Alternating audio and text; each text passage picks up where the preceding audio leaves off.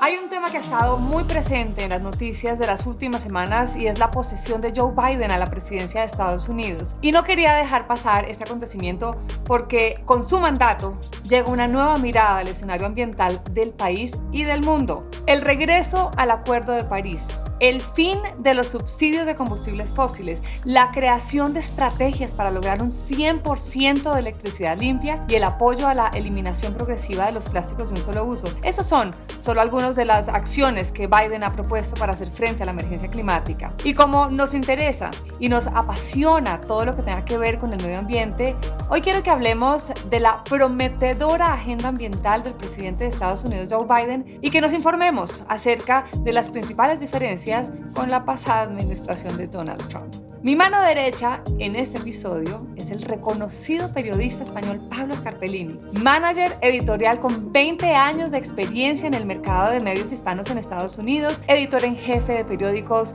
de Nueva York, Chicago, Los Ángeles, para Tribune Company y actualmente es corresponsal extranjero de El Mundo, uno de los principales periódicos, quizás el más importante de España. Pablo ha cubierto los premios Oscar en innumerables ocasiones. Fue testigo de los atentados del 11 de septiembre, en donde surgió, por supuesto, su libro 11 historias de aquel 11. Pablo ha cubierto 5 elecciones presidenciales, las finales de la NBA y ha entrevistado a cientos de personajes de la industria del cine, del entretenimiento y de la política nacional. Por supuesto, por su vasta trayectoria, son varios premios de periodismo internacional los que se ha ganado. Bienvenidos los coherentes, los conscientes, los diferentes, los que quieren cambiar y los que no saben cómo hacerlo o por dónde empezar. Bienvenidos los que quieren entender un poco más sobre las consecuencias de hacer lo que hacen en este planeta.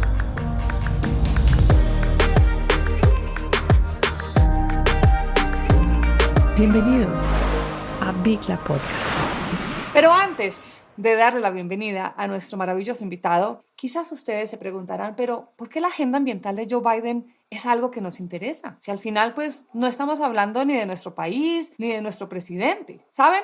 El compromiso con la democracia, la libertad, los derechos humanos y el medio ambiente no reconoce fronteras. Y las decisiones que toma Estados Unidos tienen implicaciones en Latinoamérica en múltiples dimensiones, que no solo abordan el cambio climático, sino también políticas migratorias, temas de seguridad, intercambios comerciales. Y todo esto abre a nuestra región, por supuesto, mayores posibilidades. Por eso es importante hablar de esta agenda ambiental. Como potencia mundial, claramente, Estados Unidos ejerce diversos grados de influencia en otros países, incluidos los nuestros, en Latinoamérica. Así que sí, es muy importante que sus decisiones sean ejemplares. Y quiero dejar claro aquí que no se trata de decir que somos pro Biden, sino de entender por qué tenemos que apuntarle a agendas ambientales que ayuden a conservar nuestra Tierra, nuestro planeta. Ahora sí, con esto en mente, vamos a darle la bienvenida a nuestro gran invitado del día de hoy en Bicla Podcast. Pablo Scarpellini, bienvenido.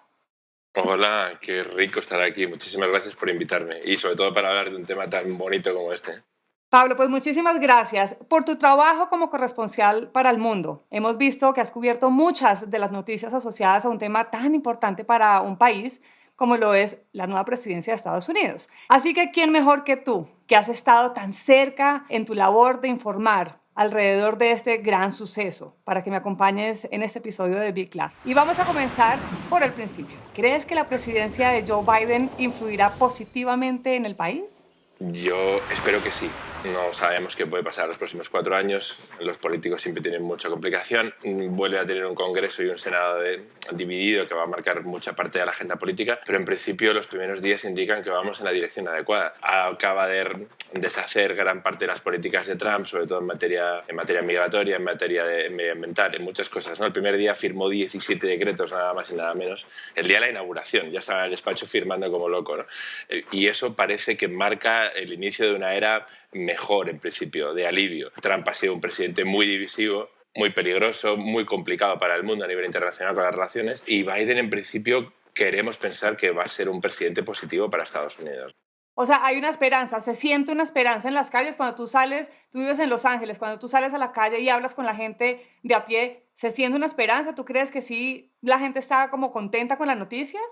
Hombre, hay que tener en cuenta que yo vivo en Los Ángeles, como dices tú, y aquí el porcentaje de gente que vota por Biden es altísimo, ¿no? O demócrata en general, ¿no? Sí, la sensación, no te imaginas, Claudia, de alivio, de felicidad, de emoción. Vi gente llorando el día de la inauguración, gente llorando el día que ganó las elecciones Biden. Ha sido muy emocionante, porque sí es verdad que Trump ha creado muchísima división. Su discurso ha sido de ira, de rabia. Comenzó su campaña política hablando contra los inmigrantes, creando muchísima desconfianza entre los latinos, entre la comunidad negra. Ha sido un presidente muy complicado, muy duro de digerir, ¿no?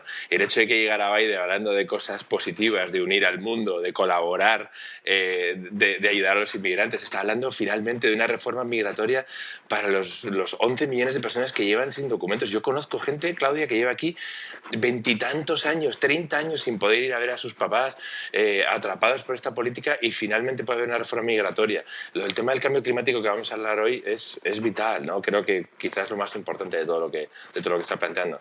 Así que sí, se nota una sensación de alivio monumental, ¿no? Porque yo creo que sí, hacía falta un cambio, definitivamente. Hacía falta un cambio. Pablo, parece ser que Joe Biden ha apreciado durante mucho tiempo la enormidad del cambio climático y siempre ha creído que el movimiento hacia un futuro más limpio proviene, pues, de todos nosotros. Y por eso considero muy importante contarles a todos nuestros oyentes y a todos los que nos están viendo a través de YouTube un poco de la historia, digamos, de este gran político en Estados Unidos. Y aquí tengo unas noticas y dice: en 1986 Biden presentó uno de los primeros proyectos de ley climáticos en el Congreso. Estamos hablando de tiempo lejano, y pensar que en esa época se empezara a tocar un tema como este era polémico al final, porque la gente como que si todavía hoy en día no entiende esto, imagínate en el 86 decir, bueno, vamos a hablar de cambio climático en el Congreso. En 2006, Biden, siendo senador, reclamó a ejecutivos de la BP y Chevron por los subsidios destinados a la industria petrolera. Como vicepresidente de Obama, amé esa vicepresidencia, por cierto, supervisó la ley de recuperación que se convirtió en la mayor inversión en energía limpia en la historia del país. Y te pregunto, ¿crees que con eso podríamos decir que la historia de los presidentes de Estados Unidos, Joe Biden, es el que más ha estado involucrado en temas de medio ambiente y cambio climático? Muy posiblemente, o sea, Obama se colgó esa etiqueta. Obama ayuda mucho el tema de la energía limpia, ayudó mucho con el tema de fomentar aguas limpias, de ir contra la industria del carbón y del petróleo. Pero Biden, desde luego, es el presidente que más urgencia tenía con esto, ¿no? Normalmente, lo que dices tú, en las agendas políticas, el cambio climático caía muy abajo en la lista de las prioridades de la gente, ¿no? Hoy en día no, hoy en día es un tema que da miedo por nuestros hijos, por los nietos, por la gente que viene detrás, porque es un problema real, ¿no? Biden, yo creo que es el presidente que más sentido de urgencia tiene con el tema de la agenda climática, y lo demuestra el hecho de que el día 1 ya está firmando acuerdos importantes sobre el tema de esto. La vuelta al Acuerdo de París es importantísima.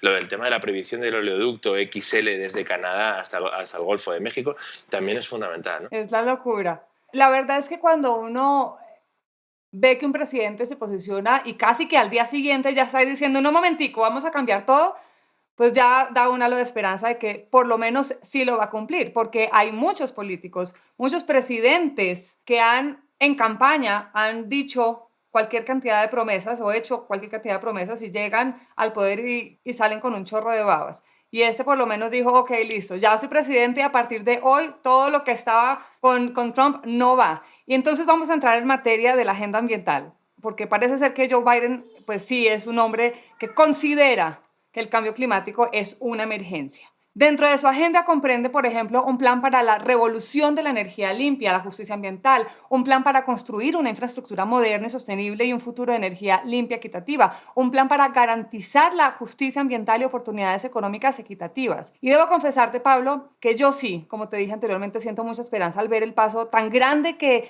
acaba de dar Estados Unidos, pasando de ser un gobierno básicamente ausente entre la problemática del medio ambiente, el de Trump, al cambio climático, a ser más progresista, un gobierno mucho más completo, pues Y diría no, yo que y no podría ser solo, el más completo en la historia de los y no, presidentes de Estados Unidos. no solo eso, ¿no? No solamente un gobierno ausente, el de Trump, un gobierno de espaldas a la realidad del cambio climático, un gobierno Escéptico. que ha negado la existencia del cambio climático, que es Así peor es. todavía. Entonces quisiera, Pablo, que hablemos de las posturas opuestas entre Donald Trump y Joe Biden en la mayoría de los problemas ambientales. Y yo creo que estás listo, ¿verdad? Yo creo que sí. Bueno, listo. Entonces, empecemos con el tema de infraestructura y regulación de combustibles fósiles. ¿Cuáles son las principales diferencias? Tengo aquí algunas notas porque la agenda, la agenda No, es pues es que es larguísima. La agenda inmensa. medioambiental, sí, es inmensa. ¿No? Estaba leyendo solamente la página web, que invito a la gente que quiere ir a ver cuáles son las propuestas de lo que tiene y tal. ¿no? Pero Trump estuvo a favor de los oleoductos que mencionábamos, de XL y Dakota Access. ¿Qué es eso? Son unos oleoductos que enviaban, transportarían 830.000 barriles de crudo al día hacia Wow. refinerías del Golfo de México. Durante años hubo muchísima oposición a esto. Obama lo previó, lo paró. Después Trump lo ha vuelto a reactivar y ahora Biden, el primer día en la Casa Blanca, el 20 de enero, volvió a firmar una orden para detenerlo. ¿Por qué? Porque no transportaría un crudo normal, transportaría una sustancia que son arenas de alquitrán, que son súper contaminantes y que podrían poner en peligro a todas las comunidades. Entonces ha habido muchísima presión y eso lo ha parado. Después Trump apoyaba el crecimiento sin obstáculos del combustible fósil. De hecho, las cifras son impresionantes en eso. El 62% de la electricidad proviene de combustibles fósiles en Estados Unidos. Las energías renovables, o sea, básicamente el sol y el viento, ¿no? Energía eólica, energía solar, 14% nada más, Claudia. Energía nuclear es 20%. El carbón, que está en desuso y que es una industria que se está muriendo, aún genera el 23% comparado con las energías renovables. ¿no? Entonces, mal. Y luego Trump revirtió las reglas de la era Obama para detener las fugas de metano y el apoyo del fracking. ¿no? En el tema del fracking, que es básicamente la perforación de la tierra para sustraer gases, también muy polémico, también muy contaminante, Biden ha parado nuevos contratos en suelo federal. Ha dicho claramente, no lo estoy prohibiendo, lo que ya está en marcha va a seguir adelante de momento, que yo no estoy tan a favor de eso, pero por lo menos ha congelado los contratos en suelo federal momentáneamente. ¿no? Ese es un poco como los 3 puntos en términos de infraestructura y regulación de combustibles fósiles. ¿no? A Las mí, yo te diferencias. escucho decir todo esto y se me vienen a la cabeza varias cosas. Uno, que me da mucha alegría, pero además me da mucha alegría saber que esos temas pueden llegar hoy en día a la gente del común. Yo creo que hace muchos años, uno, no nos interesábamos en estos temas. Y hoy tener un podcast contigo para hablarle a muchas personas que en este momento están en una transición en su vida de entender que de verdad tenemos que saber que nuestro paso por esta tierra tiene una correlación directa con nuestra madre tierra y que si no hacemos este tipo de cambios, pues no vamos a sobrevivir. Entonces me parece wow ver cómo todos estos términos cada vez se sienten más cercanos. Hace muchos años uno hablaba de cambio climático y la gente era, ¿qué? ¿Qué es cambio climático? Hoy ya la gente sabe que es cambio climático y sabe que es necesario combatir el cambio climático. Entonces me alegra muchísimo saber que estamos tocando un tema que es de suma importancia para nuestra madre tierra, pero que además la gente se interesa en conocer más a fondo esas agendas ambientales de los presidentes que hace muchos años ni siquiera existían. Y bueno, pues conscientes de que el cambio climático es un desafío global que requiere una acción decisiva de todos los países del mundo, yo sí me acuerdo muchísimo que la administración Obama-Biden movilizó al mundo para lograr el famosísimo Acuerdo de París de 2015. Pero entonces llega Trump y sin pensarlo nos sorprendió con una noticia que abandonaría por completo, así nomás, el acuerdo. Yo casi me infarto. Donald Trump con eso hizo retroceder, por supuesto, todas las reglas de emisiones de la era de Obama y no tuvo en cuenta, por supuesto, nada el cambio climático en las decisiones políticas, pues que tomó, o no tomó, más bien, o no tomó. Trump nunca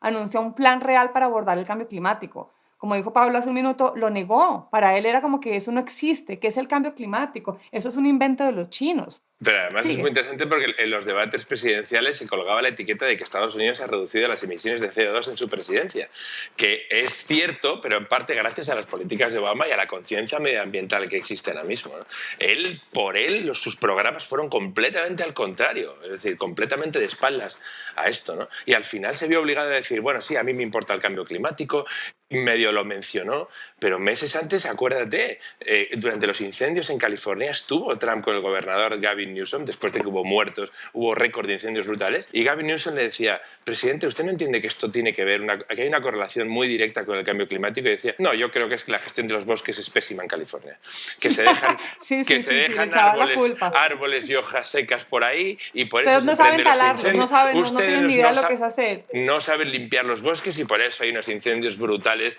en el mes de noviembre, imagínate, ¿no? Bueno, es un meme todo.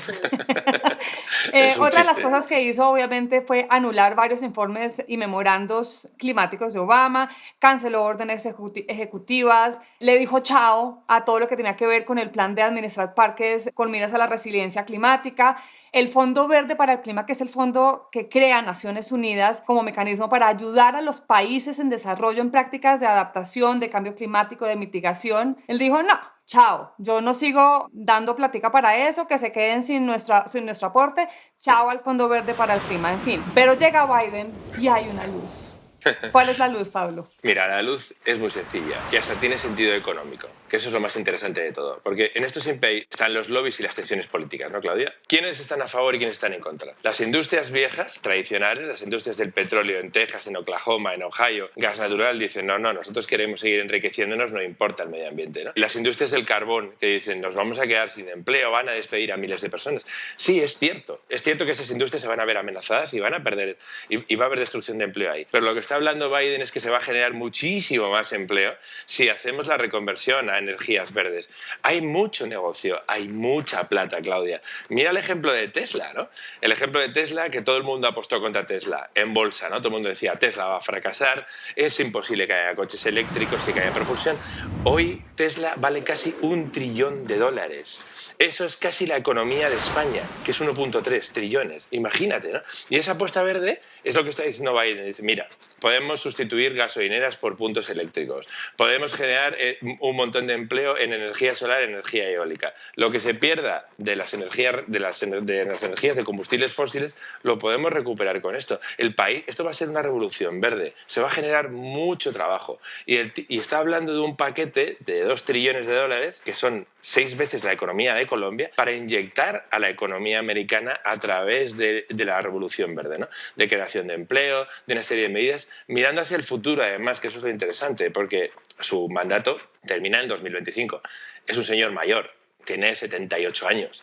Cuando termine su mandato va a tener 82 años. Él ya ha dicho claramente que en principio no tiene intención de presentarse un segundo mandato. En 4 años no puedes revertir el cambio climático, pero sí puedes decir, oye, a largo plazo quiero sembrar la semilla para esto continúe.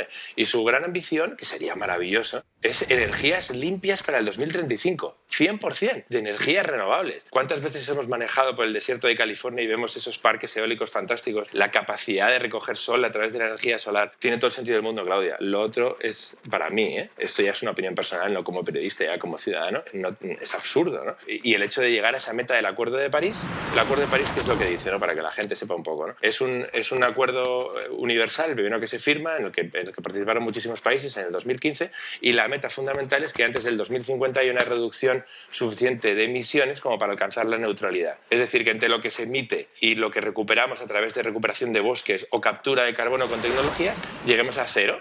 Es decir, que un país como Estados Unidos no emita nada de dióxido de carbono. Que parece imposible, que es un tema como que uno dice, no puede ser que un país como Estados Unidos, que es causante de la mayor cantidad de emisiones de gases de efecto invernadero, pueda decir, no lo vamos a mitigar.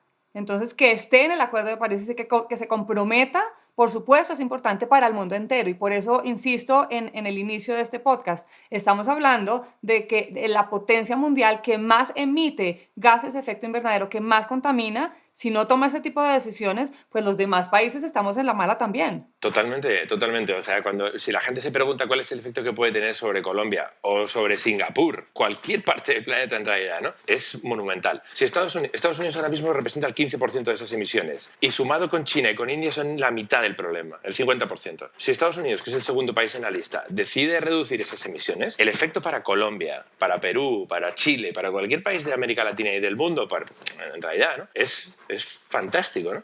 Porque se alinea. Luego, además, ¿qué mensaje le envía a América Latina? ¿Qué mensaje le envía a los colombianos? Le dice, oye, tenemos que estar alineados con esto porque si no vamos a tener un problema. Si Estados Unidos está dando el ejemplo, nosotros tenemos que seguir. Pero si no quisieran entrar en el juego, si Colombia dice, no, yo quiero seguir haciendo mis historias, se van a ver castigados severamente en el ámbito económico. Claro. Biden ha planteado un impuesto al carbono de productos que sean contaminantes para pequeños, medianos y grandes empresarios que se van a ver afectados. Y además les va a ser muy difícil conseguir apoyos de instituciones internacionales como el Banco Mundial o el Banco Interamericano Interamericano de Desarrollo, que en la época de Obama daban dinero. Si no están alineados con las políticas climáticas de Biden, va a ser muy difícil que reciban ayuda de Estados Unidos, así que económicamente les conviene. A un país como Colombia les conviene. Y además Biden ya habló durante la campaña y dijo que sueña con una red eléctrica limpia desde el corredor de México, Centroamérica hasta Colombia. Dice que va a tratar de alinear a los países más contaminantes de América Latina como Argentina y como Brasil. O sea, hay un compromiso real. Y como en un juicio real está la presunción de inocencia, ¿no? Hasta que no se declare inocente. Hasta que no lo demuestre. De momento confiamos en él. Y la verdad es que yo sé que suena mal o raro decir que confiamos en un político. Claro, pero es que han pasado 15 días. Qué pesar decir eso, Pablo, pero es la verdad. Bueno, qué pesar. Hace muchos años confiábamos y podíamos irnos a ciegas y decir, ok, sí, vamos a dar un voto y nos prometieron esto, pero la verdad es que Biden hasta el momento, en sus pocas semanas que lleva, pues ha demostrado que sí tiene buenas intenciones de un cambio y que sí va a cumplir esas promesas.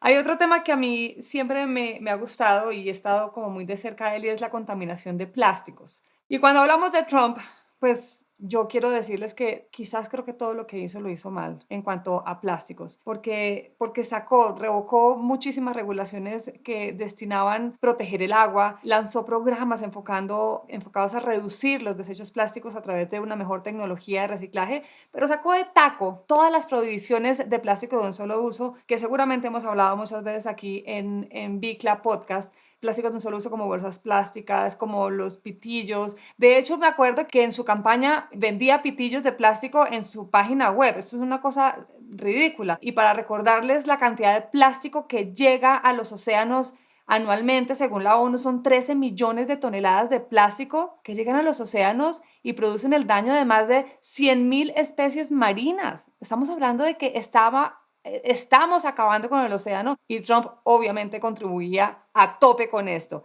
Además de esto, Trump destruyó las reglas de la era Obama que impedían que las minas de carbón arrojen cenizas que contengan metales tóxicos a los arroyos. Esto realmente a mí no me cabía en la cabeza. Y ahí nos podemos quedar, porque la lista es larga. Él básicamente no hizo nada que contribuyera al planeta en cuanto a los plásticos. Y quiero que me des un parte positivo con Biden, porque yo sé que tienes un parte positivo. Dame una luz, Pablo Scarpellini.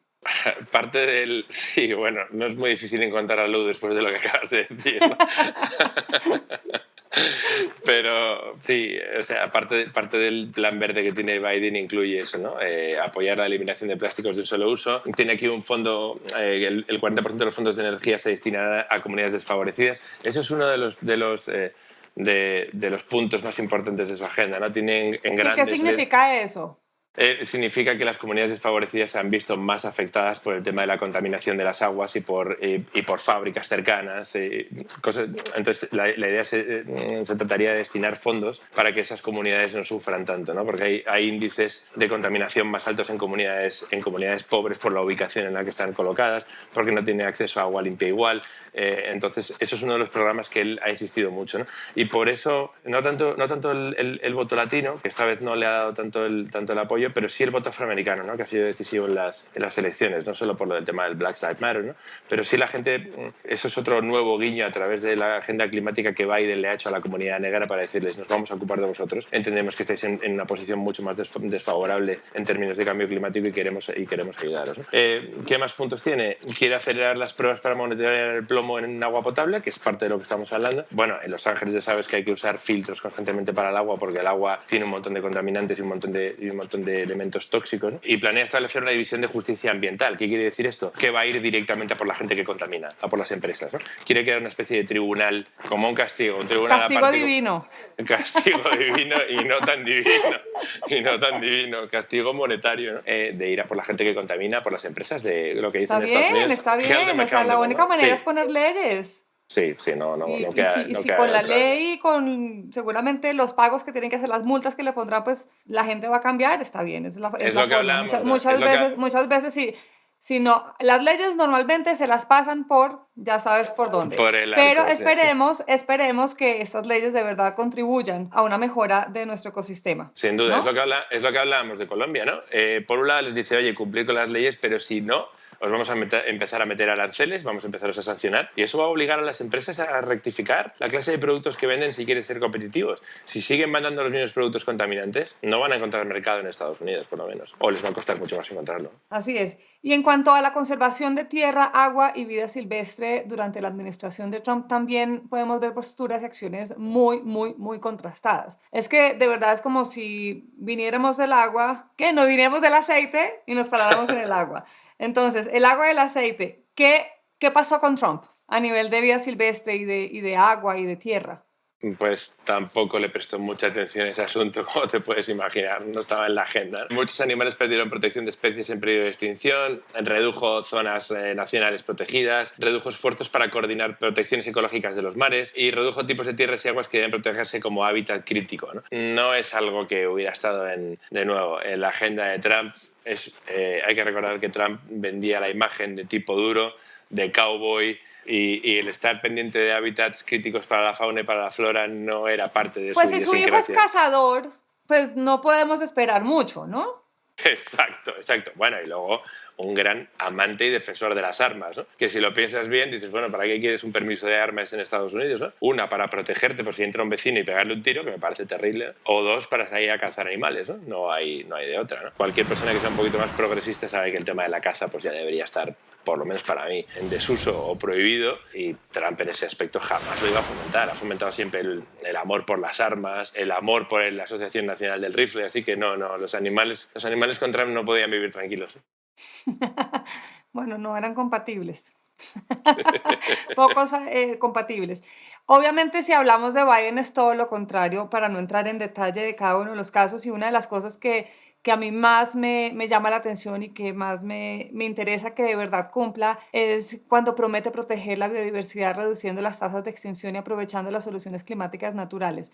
Eso todo suena súper romántico, súper lejano, porque además la gente dice, pero ¿cómo va a protegerla? Que la especie no se extinga. Bueno, protegiendo nuestro ambiente. Entonces, volvemos ahí a poner nuestra fe en Biden para ver si logramos que todas las promesas que ha hecho, que todo lo que la gente del común queremos que haga, pues al final lo cumpla. Como dijo Pablo hace un rato, difícil hoy en día creer en un político, difícil confiar 100%. Nos pasó en Colombia, me toca mencionarlo aquí. Creímos que no iba a haber fracking porque nos lo prometieron, creímos que no se iba a hacer minería, creímos que no se iba a hacer nada en Santurbán, creímos muchas cosas y nada de lo que prometieron en campaña acerca de la agenda ambiental pues se está cumpliendo. Por el contrario, está haciendo desastres ambientales en nuestro país. Pablo, se dice que un periodista pues no da su punto de vista personal y tú tienes una trayectoria muy vasta y eres, digamos que, muy ético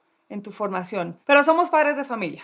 Pablo Scarpellini tiene 2 hijos y como padres de familia pues queremos hacer lo mejor posible para dejarle un planeta vivo a nuestros hijos, porque al final pues es su futuro. Si te puedes salir un poco de tu rol de periodista, con todo el respeto te lo pido por supuesto, ¿cuál es tu opinión como padre de familia frente al futuro de los niños cuando se trata de elegir a un presidente de un país? Para mí es muy importante la elección de un presidente como padre, por supuesto, hablando de cambio climático, ¿no? Mis hijos, yo tengo 2 hijos, Federico y Bronte, como dices, y hablamos constantemente de esto, del impacto. Son muy conscientes, muchísimo más de lo que yo era. Yo me crié en Madrid en los años 80 y de pequeñajo todas esas cosas no estaban en mi radar. A mí no me importaba consumir ir al supermercado y usar bolsas de plástico o consumir cosas de plástico constantemente. Ahora es una lucha diaria, ¿no?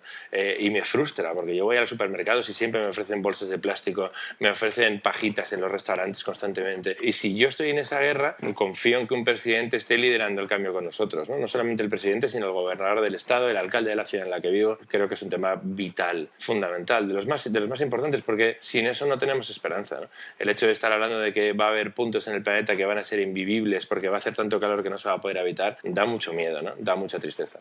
Y estamos en redes sociales constantemente, vemos imágenes de las contaminaciones en los ríos en Asia, de cómo están los océanos. Da mucha tristeza, da miedo, y por supuesto que llegue un presidente que por lo menos tenga la intención de hacerlo y lo quiera cambiar, me parece fundamental. Y una cosa que no hemos mencionado es que Biden, al contrario de Obama, no tiene un zar del clima, ¿no? Que es como su persona fuerte del clima. Tiene dos, uno a nivel nacional y otro a nivel internacional, porque en esto no solamente se trata de hacer las cosas bien en el país, se trata de convencer a los demás de que lo hagan, porque si China, India, Rusia, Japón, Alemania, Italia, España no contribuyen, si no estamos juntos en este esfuerzo, no hay nada que hacer, porque compartimos el mismo planeta, para bien o para mal, ¿no? Así que para mí es vital que un presidente se ocupe de esto y tome una buena decisión. Yo en lo personal estoy muy aliviado y muy contento de que hayamos cambiado de administración. Y creo que como yo, todo el colectivo o la mayoría de periodistas que viven conmigo no lo dirán en público, no lo reconocerán porque a lo mejor les condiciona, pero vamos, entre bastidores, que decimos entre cajas, como en el teatro, todo el mundo está dando saltos de alegría. Y ya que estamos hablando de los hijos, llama también la atención cómo los niños a tan corta edad también están pendientes de quién va a ser su presidente y qué va a hacer y qué no va a hacer y en qué están fallando. Mis dos hijos, Samuel y Luca, el mayor especialmente, me acuerdo cuando se eligió Trump, estamos hablando de 4 años antes, mi hijo acaba de cumplir 13 años, y yo lo menos que me imaginaba realmente era preguntarle a mi hijo si él sabía lo que estaba pasando. Y en el momento de su elección, él se echó a llorar, pero de una manera que yo no entendía, pero lágrimas, mejor dicho, a lo que daban.